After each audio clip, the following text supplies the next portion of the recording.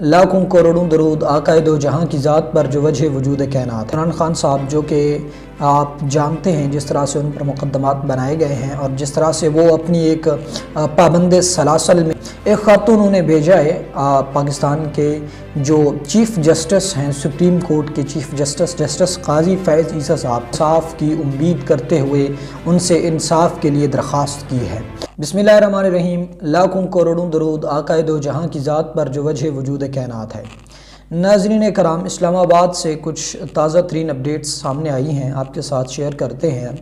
Update کچھ یوں ہیں کہ عمران خان صاحب جو کہ آپ جانتے ہیں جس طرح سے ان پر مقدمات بنائے گئے ہیں اور جس طرح سے وہ اپنی ایک پابند سلاسل میں ہیں، اپنی قید مکمل کر رہے ہیں اڈیالہ جیل کے اندر۔ ایک خاتون انہیں بھیجا ہے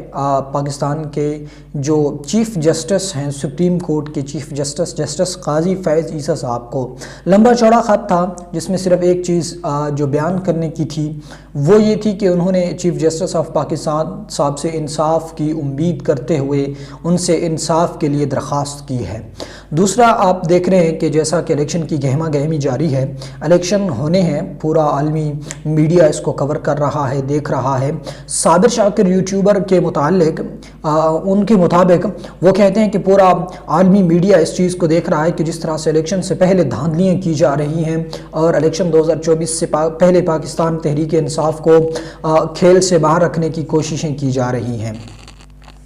اور ساتھ ساتھ وہ یہ کہہ رہے ہیں کہ پوری دنیا کے جو ادارے ہیں وہ بھی یہ دیکھ رہے ہیں، اور اس طرح سے جو پورا عالمی میڈیا ہے وہ بھی اس بات کو رپورٹ کر رہا ہے کہ کس قدر پاکستان کے اندر انسانی حقوق کی خلاف ورزیاں کی جا رہی ہیں، کہ جس طرح سے سویلین کے کیس کو فوجی عدالتوں میں چلایا جا رہا ہے، اور ان کا پھر سپریم کورٹ کے اندر بھی یہ کیس چلا تھا کہ آیا کہ یہ جائز ہے قانونی روح سے یا ناجائز ہے۔ تو اس کیس کو سپریم کورٹ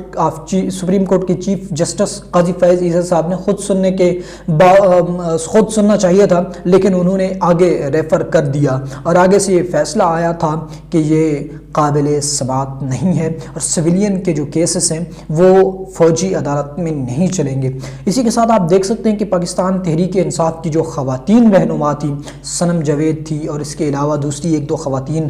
جن کو گرفتار کیا گیا تھا، اور ایک گرفتاری ختم ہوتی تھی، ضمانتیں ملتی تھی، تو دوسری گرفتاری اب ایک اور خواتین میں سے ایک خاتون رہنما ہیں، ورکر ہیں، ان کے متعلق بھی یہی کچھ سامنے آ رہا ہے کہ اب ان کی جو سزا ہے وہ ختم ہوئی ہے یا ضمانت پر رہا ہوئی ہیں، تو اب ان کو جو ہے وہ گھر میں قید کر دیا گیا ہے، بند کر دیا ہے، نظر بند کر دیا گیا ہے، اور ساتھ ساتھ اس طرح کے کچھ اور کیسز بھی اس پر بنائے جا رہے ہیں۔ ایسا کب تک چلے گا اور کیا یہ درست ہے یا نہیں، کمنٹ باکس میں لازمی بتائیں۔